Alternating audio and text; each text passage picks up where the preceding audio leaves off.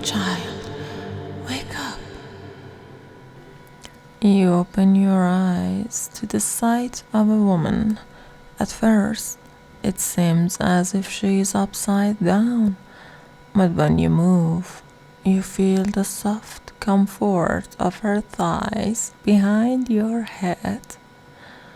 She is very beautiful, and just her expression gives you a sense of peace and calmness.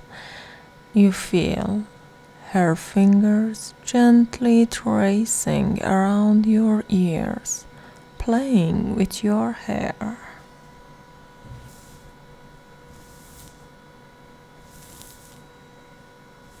Hello. It's all fine, child. You are safe.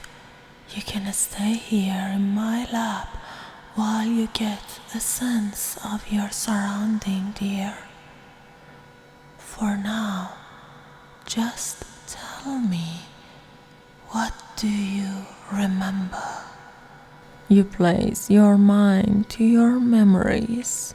They are hazy, like a fog, but you do remember crossing a road close to your home, a car horn loud on your right ear, the bright headlights of a vehicle running down the asphalt, its brakes apparently not working.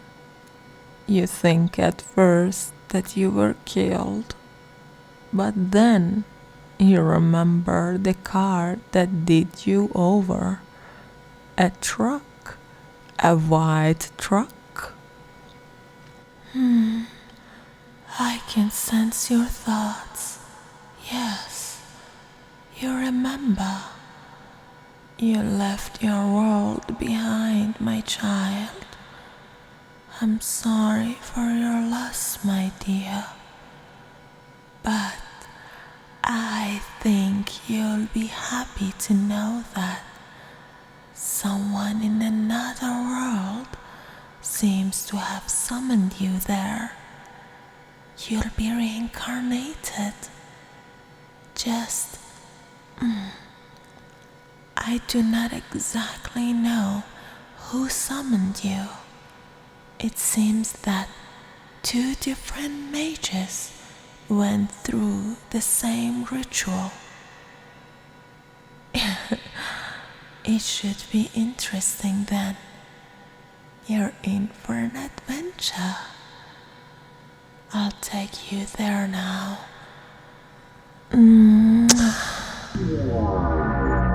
You feel her warm lips on your forehead, making you instinctively close your eyes. A magical wave runs through your body. When you open your eyes again, you are somewhere else entirely. Laying down over a cut tree stump, you sit upright to look down. Your body is different. It's clear you have taken a bit of muscles here, and you feel a bit taller even. When you look around, your eyes are met with the excited yet intense gaze of 2 girls. He's awake, finally. Now, you take your distance. I'm not letting you take my summon away. But I'm the one who summoned him. He's clearly not an undead. Your ritual failed. You have to admit that. The first to speak has pale skin, long and black hair that waves at the edges, a little metal skeleton that decorates her dress. Her makeup reminds you of the gas of your world. Heavy and dark eyeshadows, long lashes, red lipstick, and black dress that reveal her cleavage and shoulders. The other, more shy and yet kind looking, her brown hair tied in a ponytail. She has a few cute freckles on her nose and cheeks. I don't summon just zombies, Amber. You know very well necromancy isn't just a skeleton magic. Not let my apprentice go. I have things to do. No, I used a lot of good ingredients for him. And you're scaring him, Yenny. Stop that. Well, it seems we won't be able to resolve this without casting some forbidden spells on each other, so he will choose. Oh, good idea. Who do you want to go with, mister?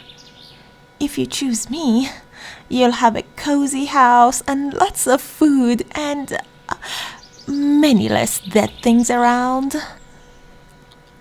And if you go with me, handsome, you'll learn actual powerful magic. And by the looks of it, it seems you already like looking at me. You can live with me if you want. Or me. So, who do you choose? Good choice, handsome. I'm glad you're actually someone smart to have picked me. Good luck with the next one, Amber. oh, well, okay. Good luck with her, mister. I'll be going then. Amber opens a portal and vanishes, leaving you and the necromancer with a polite but disappointed smile. Alright, now come here. Wow, you look good. These muscles are something else. You look cold though. Are you hungry? Thirsty? And what is your name, hun? She feels your body with light squeezes, observing your muscles and your skin. It seems very technical, but you can't deny that it really feels like she's liking it a bit too much. Regardless, you tell her your name, and she smiles wide, her white teeth just making her thick red lips even more apparent. I like that name. And you feel like there is something special about you. Well, let me take you to my tower. My teleportation magic isn't as fancy as Ember's, so you better hold on tight to me, okay, handsome? Yenny pulls you to her without any hesitation, wrapping one arm around your waist and letting you feel her pressing against you softly. She smiles, looking up at you, wanting to get a reaction out of you on purpose. Looking down at her, though, really is a pleasant view. Transport somebody, Mundus. Her tower is tall, made of stone bricks. Vines crawls atop of it. You look around and you see many headstones. She is indeed a necromancer, with her home in a cemetery.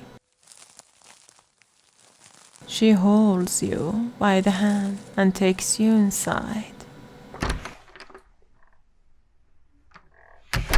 It's warm here. She puts a robe on your shoulders that feels as soft as her hug. You see many tools that would make Yenny seem more like an evil witch in the fantasy books or movies.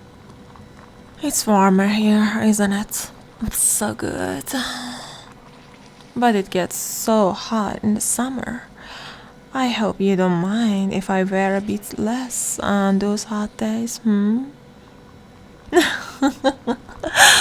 God, I'm already having so much fun teasing you. What are you looking at, hon? Something of your interest? She notices your eyes being drawn towards two of her items on the shelf. A tribal totem carved in wood and a beautiful red wand that is set on a stand. Oh, what a curious one. I actually really like that. These are some artifacts that I have with me. The totem is of goblin origin. I use it for some of the more powerful magics to raise the dead and such. Now, the wand is a gift from an old friend. It creates fire. Handy thing, but not exactly my style. You listen with a lot of attention to what she explained. It still feels unbelievable that you are now in a magical world. It was hard to pay attention though, since you were being distracted by her hand softly caressing your back while she was explaining all this. But now, I do need you to be a good boy for me, okay? I'll go to the market, and I want you to stay here and don't touch anything, okay? While you wait, start reading this book. You are good to look at, but I did summon you here to be my apprentice, not just decoration, I'll be back soon. Don't miss me too much. Mwah. She blows you a kiss with a wink as she takes a bag and vanishes in a cloud of dark smoke. You stay alone in her house and starts reading the book.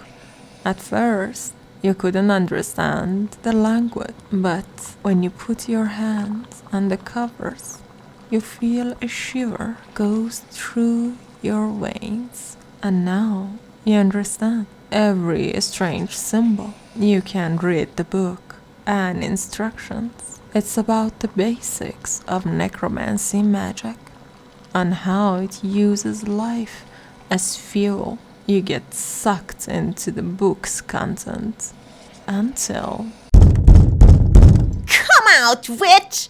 Give us our totem back, or face our wrath! You are outnumbered! We will invade! The commotion outside is big.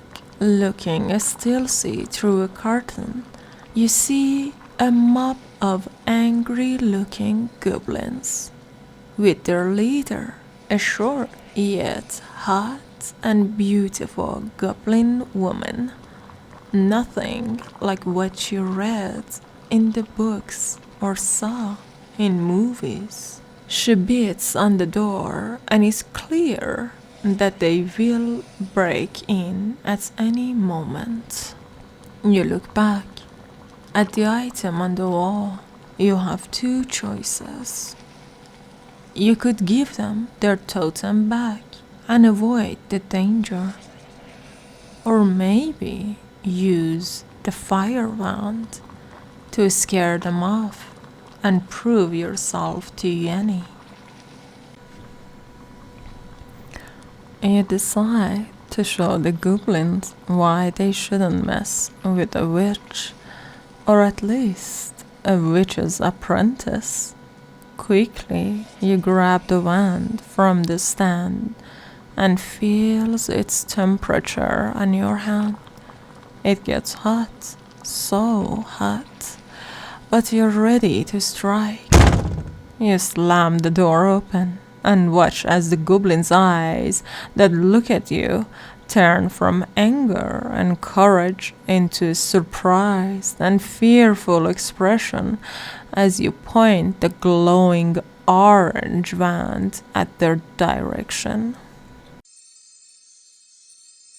You feel a heat coming from your chest, similar to how something spicy feels down your throat, but much more intense. In a fraction of a second, you feel that the heat travels from your heart through your arm and becomes focused at the wand. A sheet of orange flame leaves the wand towards the mob of goblins. The fire isn't ethereal like a flame. It feels liquid and sticks to the green creature's clothes, more like lava. Immediately, their courage is lost, and the whole group runs away back into the forest, still on fire. The adrenaline fills your body, and you smile at the power you just used.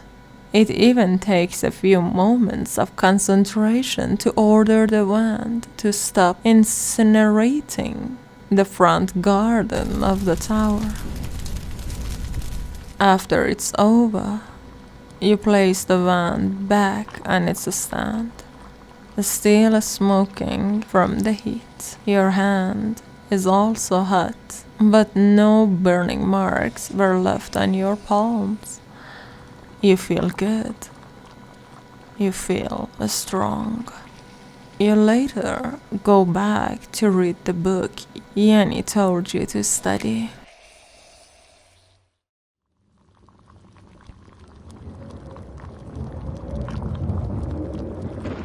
I'm back with some gifts for you. Hope you didn't miss me too much, handsome. No, I do want you to have missed me, actually. She sits on your lap and places a necklace on you. A circular, smooth stone in the shape of a donut is attached to it. She smells with her arms around your shoulders. This is a river rock, a little charm of protection to keep my new prized possession safe.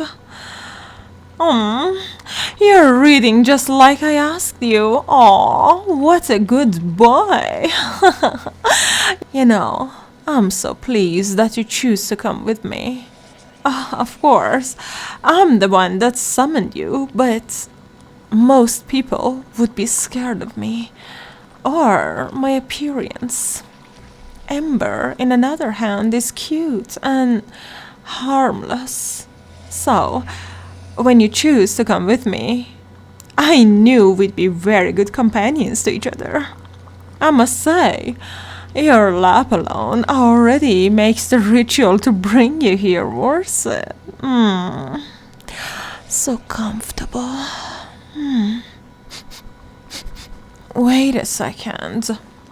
This smell, it's like burned goblin.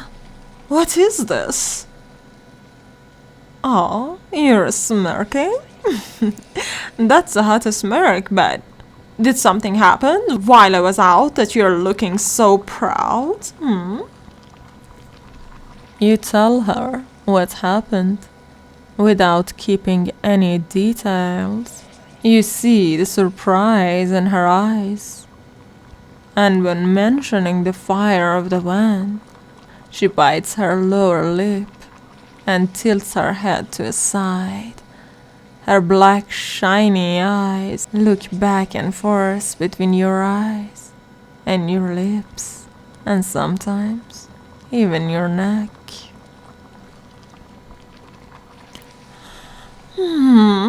That was really impressive. I did feel something different new when we met, but someone normal wouldn't be able to use that wand like you did.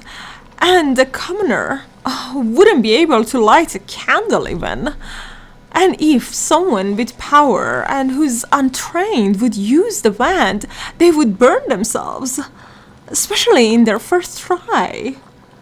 Oh my gosh, and that alone would make them so tired. But you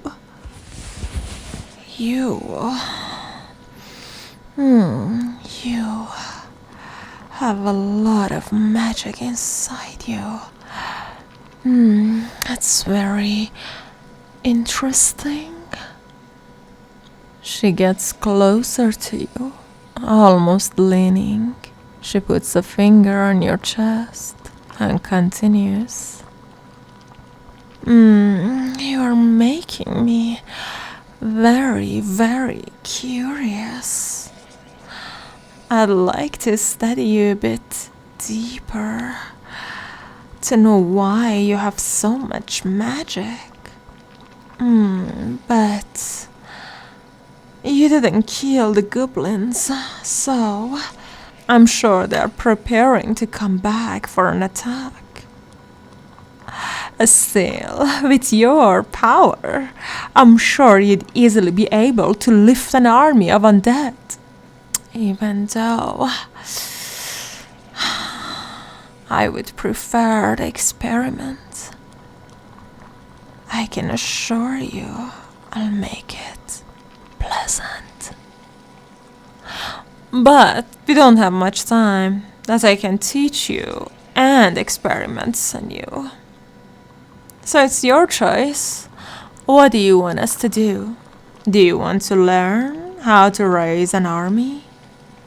Or you want me to do a little experiment on you? You follow your necromancer friend down her tower. She pulls you by the hand, occasionally looking back at you with a sly smile. She enters a new room with you. Some strange tools hang on a wall. In the center of the room, a stone bed is raised about the floor, with 2 pairs of cuffs chains hanging from the sides. You hear the sound of her closing the room and locking it. She stores the key on her cleavage and seems to make sure you saw her doing it. She approaches you and carries your chest slowly as she pushes you back softly and lets you sit on the stone bed. She tells you with her usual voice, And this is my laboratory. I know it looks a bit scary. Yes. I'll cuff you, but it's only for your safety. I'll analyze your body, but a muscle might flex accidentally, and you hurt yourself. If you change your mind about the experiment, we can go back up and I'll help you make the army. But I really want to take a closer look at you. You trust me, right? You know I'll behave. Alright then, let's start. She smiles to you again, never stopping the soft rubs on your chest. You decide to let her continue. She pulls your shirt off, gently brushing her fingers on your sides. She doesn't hide the fact that she's staring at your body through the whole process. This reincarnated body does look really good. You get taken by surprise when she also takes off your pants, leaving you only with your underwear.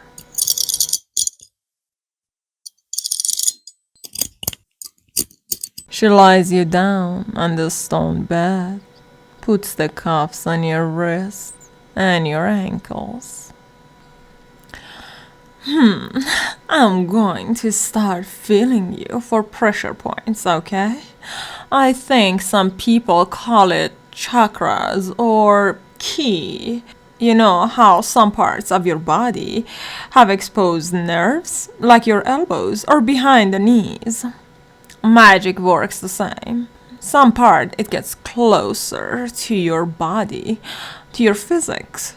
And someone trained like me can feel them right here on the sole of your feet. Then up your calves. Oh gosh, these are some tough calves. I can hardly squeeze them. Yeah. Then your thighs. Let me reach a bit on your inner thighs. Are you ticklish? A little bit? Well, I'm glad that you're in chains then. Okay. I won't tease you so much. Then, the next pressure point is your package. It's so cute to see you blush like that. Gosh, that expression on your face. Alright, let's skip it for now. Alright, we go on to your abs. Yes. Now, your chest. Your forearms. Your biceps. Oh, they are thicker than my neck. Wow. Let me see your shoulders now. And your neck. Okay. Hi, handsome. You feel Yenny's weight fully on top of you. She clearly let herself crawl on top of your body. Her hand is still caressing your neck, her face right above yours, and your chests pressed together. You really have a great body, you know. The reincarnation? Oh, so you didn't have this body before? Then I got lucky. Having an apprentice so smart, so powerful, also being such an eye candy. If I was someone more controlling, I'd order you to walk around shirtless all the time. But I'll let you have your decency. Unless you ask me to. Now, tell me, why does someone normal from another world isn't uncomfortable with this? Is it something common in your world? Oh, what do I mean? Well, hello. I slide my hand almost all over your body. I cuffed you to a stone bed. I brought you down to a freaking dungeon for dragon's sake. And you seem like you are enjoying yourself as much as me. Is someone a bit less normal than I thought? Exciting. Are you actually naughty on the inside?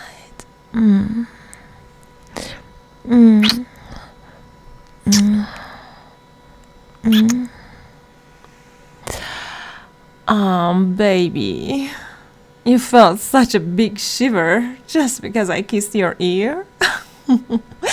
Come on, don't show me your weakness just yet so easily.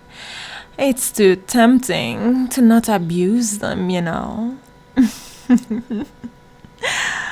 But, are you enjoying this? Of course, I can guess. But I want you to say it. Come on, tell me. Do you like it that I order you around? Chain you to things and pin you down? You do. Tell me again. Again. Tell me like you mean it. Tell me. Good boy. Do you want to be my little pet then? It would be so cute with your adorable face and a collar around your neck. Alright then, you're my little pet. I'm not going to uncuff you. Not just yet. You know, you have a lot of magic inside you. I think it's not safe to let you free just yet. I need to train you a bit. Thank you for lending your mind to this story. This was but one of 8 different endings. You may now continue with your day or night, or click here to return to the start and see a different path. Please, if you may, show your love to this work, subscribe and like the video. If you have an idea to what a story you want to experience, let me and my team know in your comments. And finally, have a good day. Keep on dreaming. I've been Aurora Knightbring with lots of love. Goodbye.